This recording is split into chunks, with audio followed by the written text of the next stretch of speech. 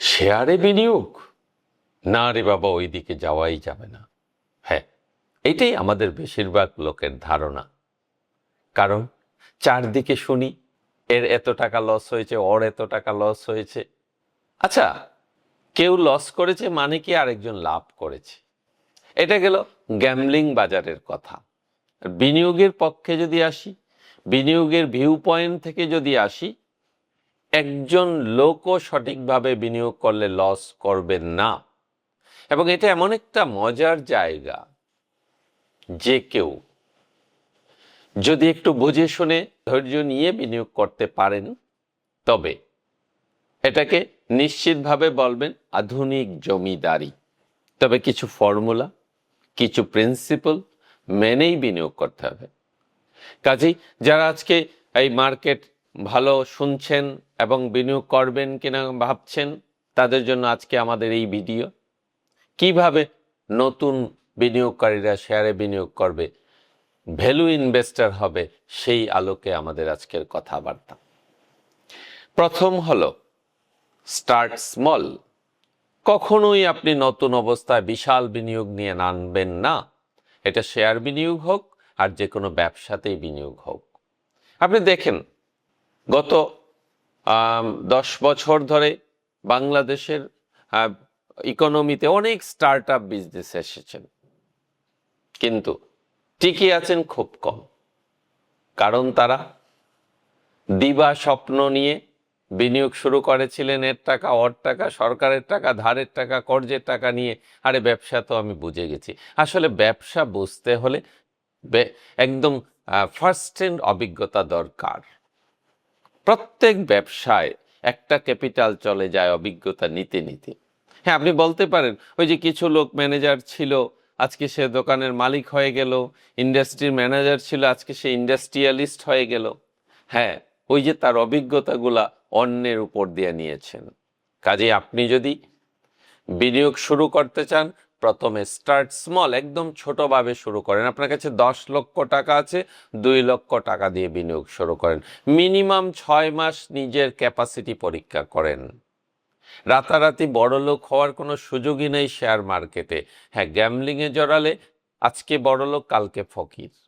এবং এখানে দেখা যাচ্ছে 5% লোক লাভ করেন, 95%ই লস করেন। তাইলে গ্যামলিংটা ততদিন পর্যন্ত নেওয়া উচিত না যদি না আপনার কাছে সেই কনফিডেন্স থাকে যে আমি 5% লোকের মধ্যে আছি। যাই হোক, আমাদের কথাবার্তা গ্যামলিং নিয়ে নয়। আমি যেহেতু বিনিয়োগ বুঝতে আমার অনেক দিন চলে গেছে, আমি চাচ্ছি বা আমরা চাচ্ছি ইনভেস্টালয়ের পক্ষ থেকে যে নিউ জেনারেশন যেন তার আর্লি স্টেপে, আর্লি এইজেই বিনিয়োগ শুরু করেন। তাতে আজীবন তার সচ্ছলতা থাকবে। এবং শেয়ার বিনিয়োগ পৃথিবীর সেরা বিনিয়োগ, শুধু বাংলাদেশে নয়, সারা পৃথিবীতে এই বিনিয়োগ মাধ্যমটি অবারিত, ওপেন আছে সকলের জন্য। কাজেই একটু বুঝে শুনে বিনিয়োগ করলে আপনিও শেয়ার বিনিয়োগ থেকে আপনার প্যাসিভ ইনকামের রাস্তা তৈরি করতে পারেন। আসুন কিভাবে এই বিনিয়োগ করব সেগুলো নিয়ে আমরা একটু আলোকপাত করি। বই পড়ে আপনি অনেক কিছু শিখতে পারেন, টেকনিক্যাল অ্যানালাইসিস শিখতে পারেন, ডামি প্র্যাকটিস করে আপনি দেখবেন অনেক লাভ হয়ে যাচ্ছে। কিন্তু বাস্তবে নেমে দেখবেন অন্য কথা। আমি একটা বাস্তব উদাহরণ দিয়ে সেটা বলছি। আমাদের একটা বেকারি আছে, বেকারি প্রোডাকশন। সেখানে আমাদের স্লোগান হলো, নিঃসন্তানের মুখে যাহা দিতে নাহি পারি, এমন কোনো পণ্য মোরা কবু নাহি গড়ি। একটু ভালো ভাব নিয়ে প্রোডাকশন শুরু করলাম যে না, ভেজাল খাওয়াবো না। অবশ্য ভেজাল আমরা এখনও দিচ্ছি না, এবং আমরা পারলে ব্যবসা করব, নতুবা ব্যবসা বন্ধ করে দিব। তাও ভেজাল খাওয়াবো না। কাকে খাওয়াবো? ওরা তো আমাদেরই সন্তান। যাই হোক, কথা সেটা নয়। শুরুতে আমরা 1 বছর ভাবলাম, প্রথম বছর, যে বোনাসটা এই যে একদম সবগুলা ফ্যাক্টরি ঈদের আগের দিন দেয়, তাতে তারা ঈদের বাজার করবে কিভাবে? চলুন আমরা 2 দিন আগে বোনাস দিয়ে দেই। দিলাম আমরা। ভোরবেলা শুনলাম সব আমাদের যে ফ্যাক্টরিতে যারা কাজ করতো সবাই রাতেই বাড়ি চলে গেছে। মানে পরের 2 দিন প্রোডাকশন হওয়ার কথা ছিল, সেটার হয় নাই। এটা কিন্তু বই পুস্তকে পাওয়া যাবে না, এটা বাস্তব অভিজ্ঞতায় নামলেই পাওয়া যাবে। তেমনি যে কোনো বিনিয়োগে নামেন, আগে বাস্তব অভিজ্ঞতা নিতে হবে। আর এই অভিজ্ঞতা নেওয়ার জন্য ছোট করে বিনিয়োগ শুরু করুন, বড় করে না। আরেকটা পয়েন্ট, বাস্তবে দেখা যায় বাজার যখন ভালো থাকে তখনই নতুন বিনিয়োগকারীরা বাজারে আসতে শুরু করেন, টাকা নিয়ে আসেন, নতুনভাবে বিনিয়োগ শুরু করেন। আশেপাশে খবর নেন লাভ হচ্ছে কিনা, লাভ হলে বিনিয়োগ শুরু করেন। আসলে কি বুলিশ মার্কেটে, যেটাকে আমরা ওই যে উত্থান বা মুখী মার্কেট বলি, বুলিশ মার্কেটে আপনি আন্দাজেও বেশ লাভ করে ফেলতে পারেন। আর যখন অল্প অভিজ্ঞতা দিয়ে লাভটা হয়ে যায় তখন আমরা পড়ে যাই আরও লোভে, তখন এর কাছ থেকে টাকা ওর কাছ থেকে টাকা নিয়ে আমরা আরও বিনিয়োগ করি। যখন বেয়ারিশ মার্কেট আসে বা মার্কেটে ক্রাশ হয়, এটা হবেই, এটা একটা সাইক্লিক্যাল ব্যাপার, যে একটা সময় পর পর বাজার উঠবে, বাজার নামবে। তখন দেখা যায় পোর্টফোলিওর অবস্থা খুবই ভয়াবহ খারাপ, ধারের টাকা দিতে পারতেছেন না, তখন পোর্টফোলিও ইরোশন হয়, ক্যাপিটাল ইরোশন হয়, বিনিয়োগকারী খুব বিপদে পড়েন। কাজেই বিনিয়োগকারীর জন্য মনে রাখবেন, ইদার আপনাকে বেয়ারিশ মার্কেট চয়েস করতে হবে, অথবা বুলিশ মার্কেটে যে শেয়ারগুলো এখনো সেই রকম উত্থান হয় নাই, আন্ডার ভ্যালুড আছে, সেই শেয়ারগুলোতেই বিনিয়োগ করতে হবে। এই আন্ডার ভ্যালুড আছে কিনা বুঝবো কিভাবে? খুবই সহজ, আপনার অত অ্যানালাইসিস বোঝার দরকার নেই। প্রথমে আমরা যে ডাটা নিয়ে কাজ করব সেটার সেই কোম্পানিটার গুডউইল আছে কিনা সেটা বলে দিবে ওই ডাটাগুলোর উপর আমার নির্ভরযোগ্যতা আছে কিনা বা নির্ভরশীলতা আছে কিনা।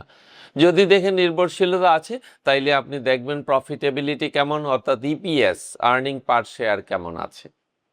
একটা থাম্ব রুল আছে যে ইপিএস এর 10 গুণ পর্যন্ত শেয়ার কেনা মোটামুটি লেস রিস্কি। তারপরও যদি কোম্পানির পজিশন খুব ভালো থাকে, নাম্বার 1 পজিশনে থাকে ওই সেক্টরে কোম্পানি, এবং প্রতি বছর বিজনেস গ্রোথ হয়, তবে আপনি একটু বেশি টাকা দিয়ে শেয়ার কিনতে পারেন। কিন্তু ভুলেও প্রথম বিনিয়োগকারীর অথবা যারা বিনিয়োগ শুরু করছেন তারা জাং শেয়ারে যাবেন না। জাং শেয়ার বুঝতে পারছেন না হয়তো যারা একদম নতুন, জাং শেয়ার মানে যাদের ফান্ডামেন্টাল বেস নাই। এখন ফান্ডামেন্টাল বেস কি? ফান্ডামেন্টাল বেসের মধ্যে পড়ে সুনাম, প্রথম শর্ত ম্যানেজমেন্ট ভালো কিনা, কারণ আপনি একটা পার্টনারশিপ কিনছেন, পার্টনার্সরা যদি ভালো হয় আপনাকে ঠকাবেন না, আর পার্টনার্সরা যদি খারাপ হন, লাভ করলে লস দেখাবেন, লস করলে লাভ দেখাবেন। কারণ ওই যে ফিনান্সিয়ালসগুলো দেখবেন আপনি, ওগুলো তো just figures, this can be manipulated. কাজেই ম্যানিপুলেটেড কিনা সেটার গ্যারান্টি দেয় সুনাম, ম্যানেজমেন্টের সুনাম, কোম্পানির বিজনেসের সুনাম। কাজেই আমি বলি, ভালো শেয়ার চেনার প্রথম কথা হলো সুনাম।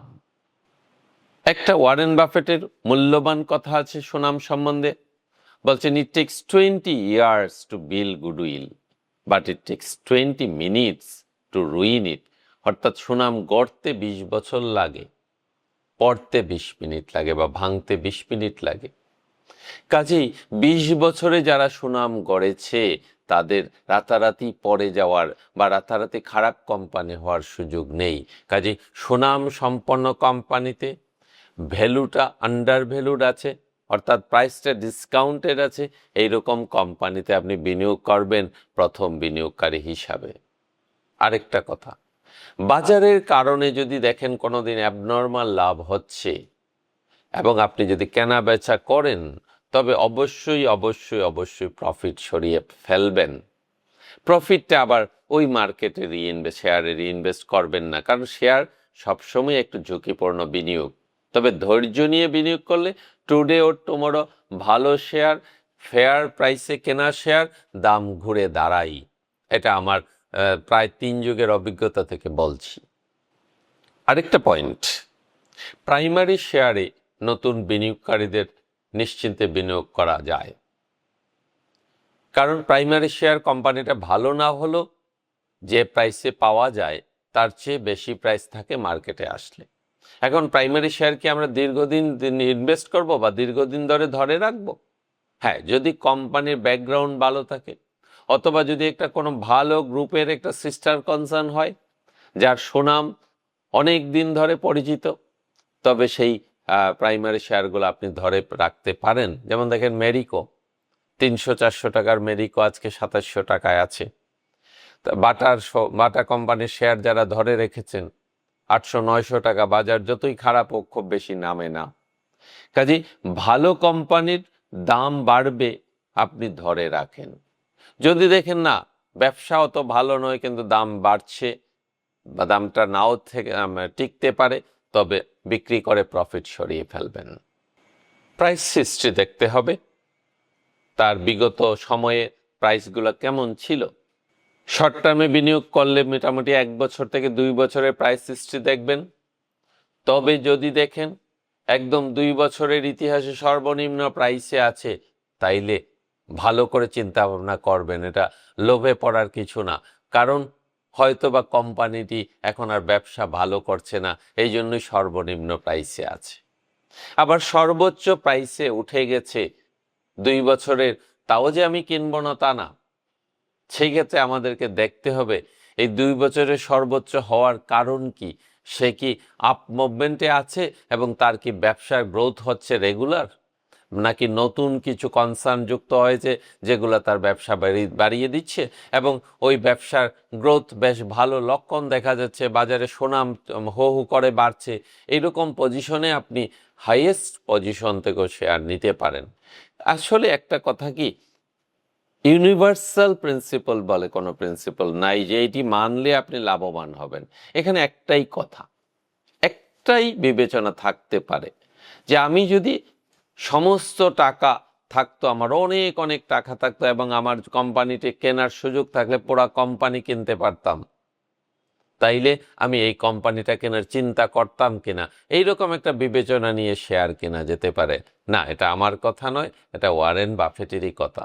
কারণ সারা বিশ্বের বিনিয়োগ গুরু বলতে এখনো পর্যন্ত ওনাকেই বলা হয় এবং এখনো পর্যন্ত উনিই সেরা বিনিয়োগকারী। এবং গত বছর ওনার এই শেয়ার থেকে ডিভিডেন্ড ইনকাম ছিল প্রায় 86,000 কোটি টাকা। কাজেই আমরা বিনিয়োগ করব শেয়ারে, তবে বুঝে শুনে, কারো কথায় নয়, কারো কথায় প্ররোচিত হয়ে নয়। হ্যাঁ, বাজারে থাকলে আপনি অনেক গুজব, অনেক নিউজ, অনেক কিছু শুনবেন, তবে নিজের বুদ্ধি কাটিয়ে ডিসিশনটা নেবেন। অন্যের কথায় যে কোনো শেয়ারে ঝাঁপ দিবেন না। কেন, আমরা তো কতই শুনেছি লুক বিফোর ইউ লিভ। কাজে আমার টাকা নিয়ে বিনিয়োগ করব, কাজে যে কোনো শেয়ার, আমরা যেখানে বাজারে গেলে পচা মাছ কিনি না, একটা কাপড় কিনতে 10 বার চেক করি, দাম চেক করি, কাপড়ের কোয়ালিটি চেক করি, সেখানে আমি একটা মালিকানা কেন অন্যের কথায় অন্ধ হয়ে কিনে ফেলবো, যে কোম্পানির আর্নিং মাইনাস, এনএবি মাইনাস 200 টাকা দিয়ে কিনে ফেলছি, তারপর পরে গেলে কান্নাকাটি করছি। একটা জিনিস খেয়াল রাখবেন, অল্প অল্প করে করেন কিন্তু ভালো শেয়ারে বিনিয়োগ করুন, প্যাসিভ ইনকামের জন্য বিনিয়োগ করুন। সারা দেশের জন্য, সকল পেশার লোকের জন্য শেয়ার সেরা বিনিয়োগ মাধ্যম।